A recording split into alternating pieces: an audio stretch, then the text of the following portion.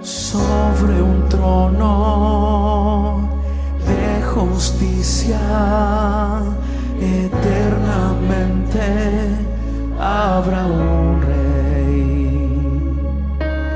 Él volverá para gobernar las naciones en amor. Que ruja el león, la tierra se estremezca ante la majestad de Jesús. Que ruja el león, que la tierra se estremezca ante la majestad de Jesús.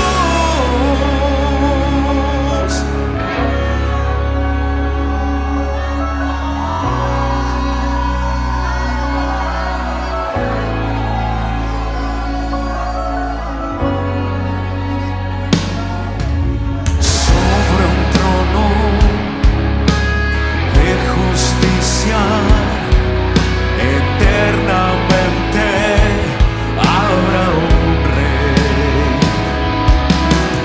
Él volverá para gobernar las naciones en amor.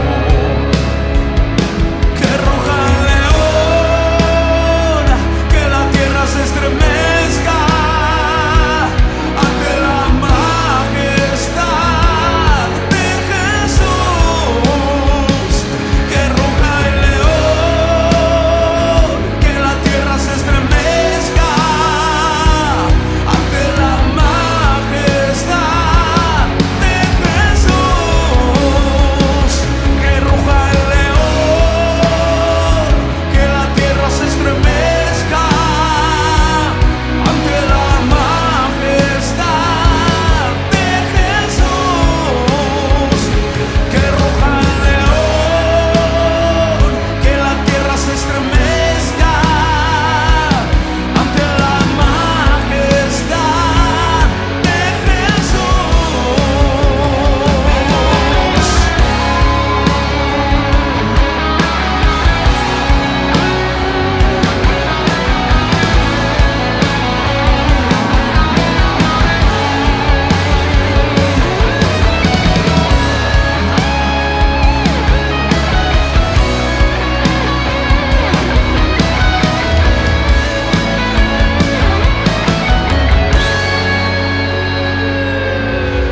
El descendiente de David, el hombre más notable. Él ama la justicia y odia la iniquidad. El descendiente de David, el hombre más notable. Él ama la justicia y odia la iniquidad.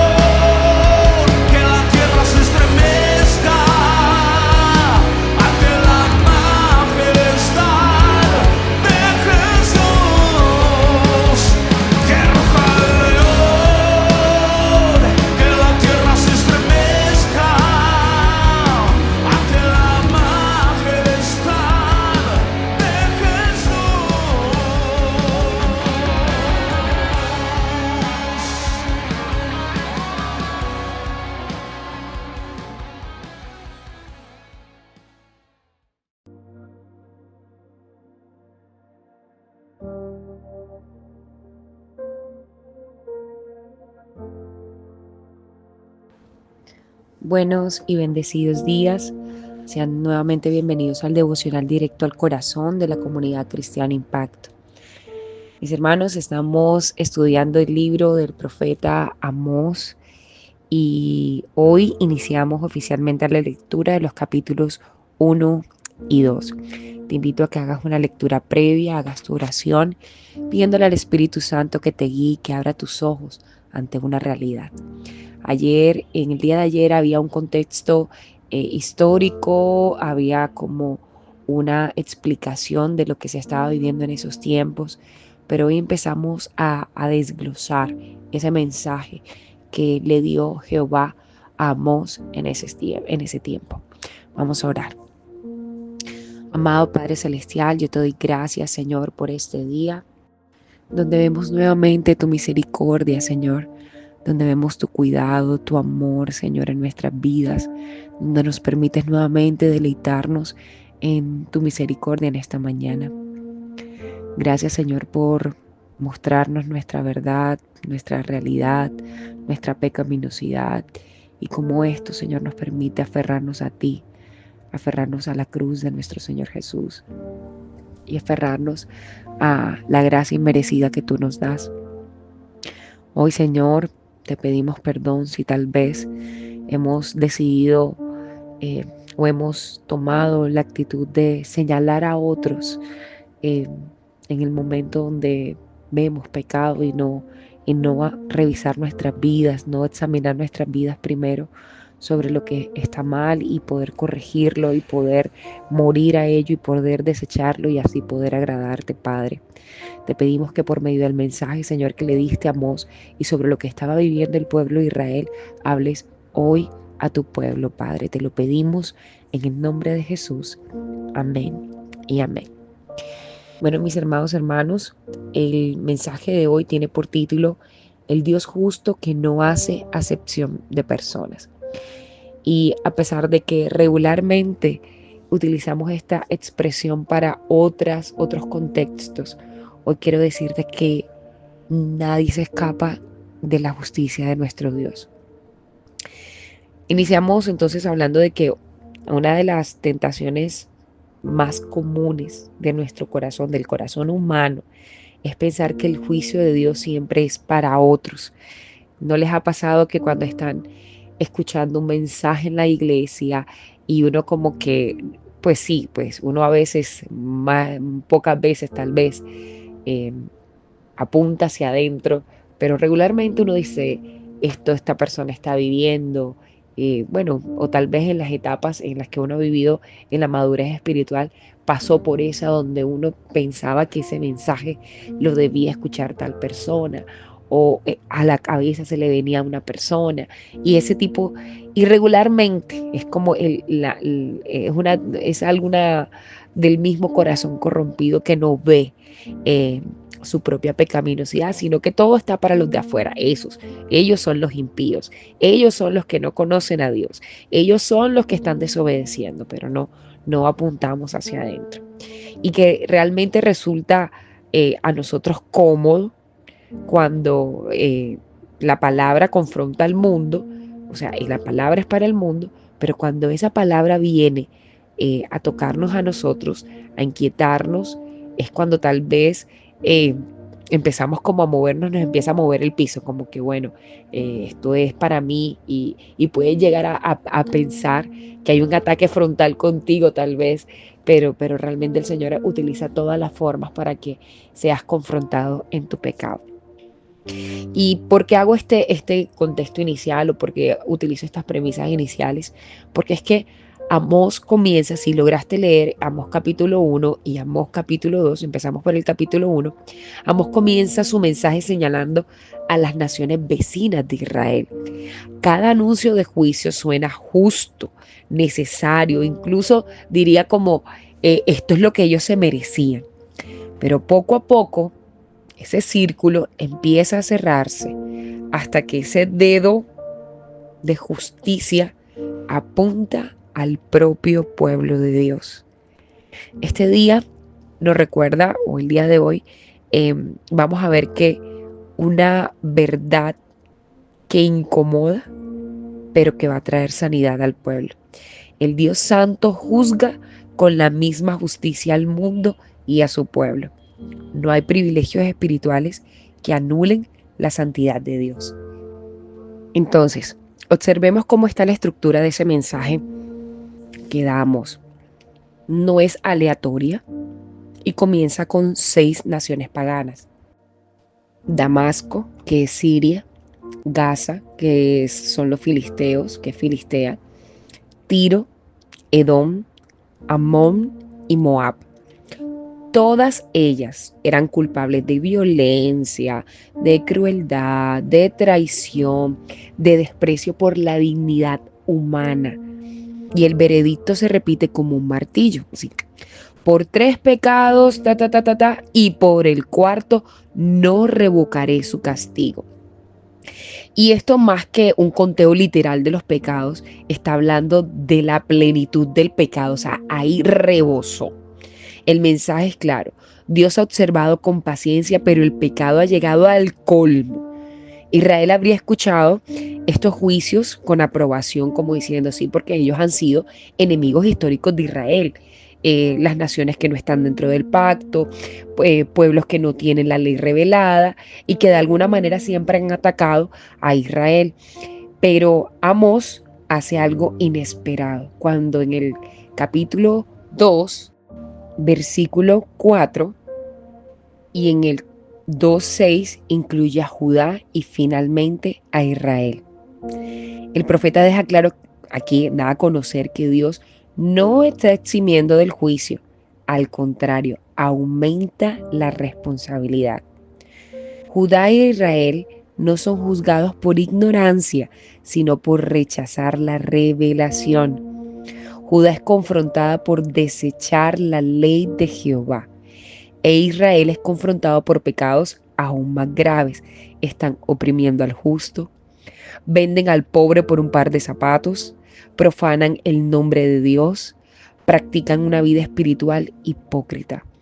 Y aquí aparece una verdad muy importante del mensaje de Amós, donde Dios no mide la espiritualidad por prácticas externas, sino por una vida que está alineada con su carácter.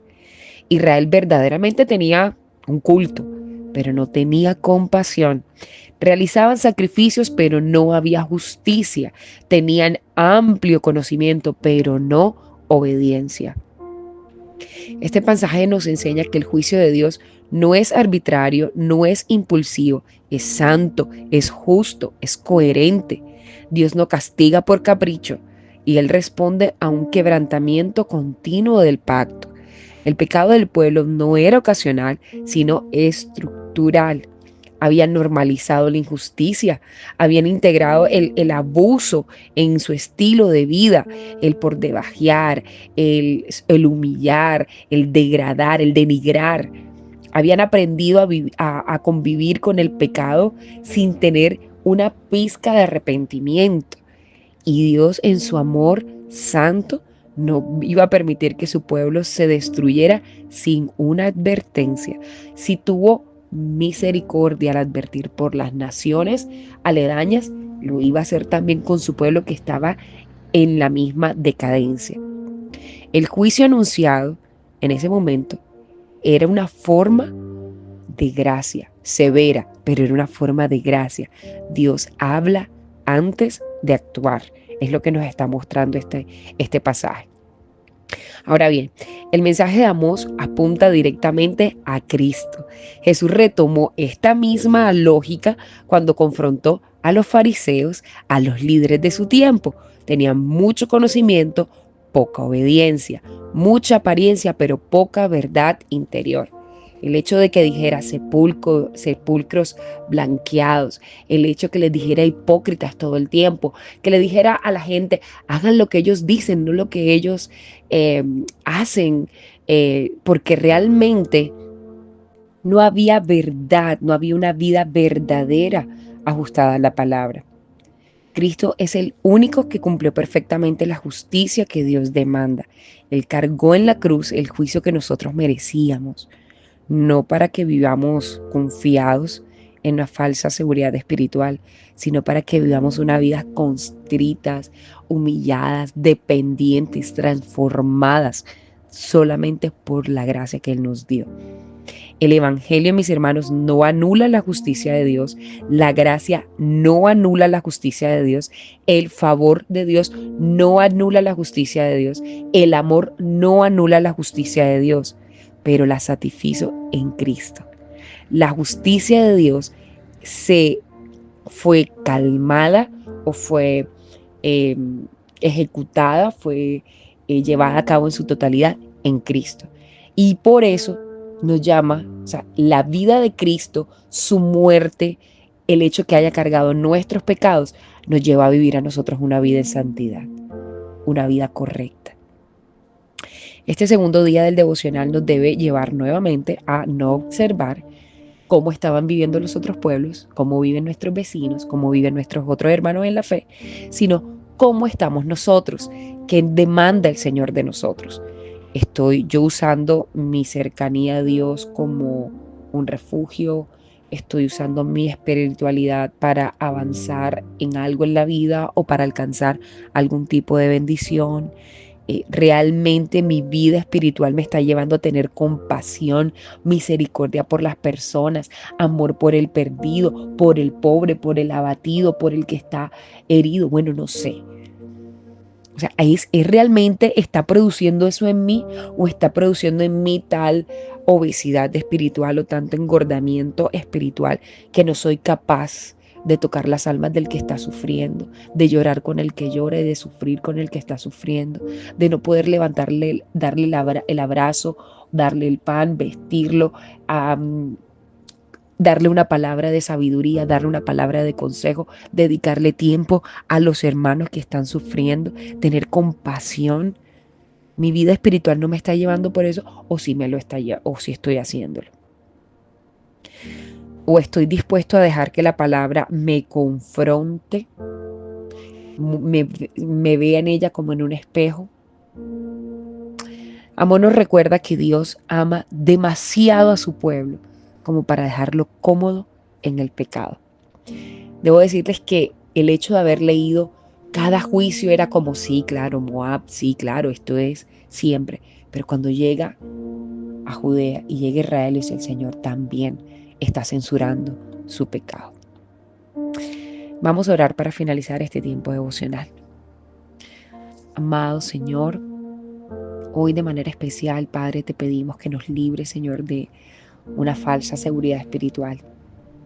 Permítenos, Señor, que tu palabra nos examine en verdad. Queremos, Señor, que toda palabra que sea depositada en nosotros cree vida, Señor, de fruto en todas las personas, de fruto en buenas obras que tú, Señor, ya preparaste de antemano para que anduviéramos en ellas, Señor. Pero te pedimos que esto sea una verdad en nuestra vida, algo genuino. No queremos ser solamente conocedores de ti, queremos vivir conforme a tu corazón, Señor. Que la justicia, la misericordia, la compasión, la humildad, Señor, sea un sello de un amor genuino de aquellos que son tus discípulos, Jesús, de aquellos que son sellados con el Espíritu Santo, de aquellos que son llamados hijos de Dios. Enséñanos, Señor, a caminar en caminos de rectitud. Te entregamos, Señor, este día y nuestra oración en el nombre de Jesús. Amén y amén. Dios les bendiga.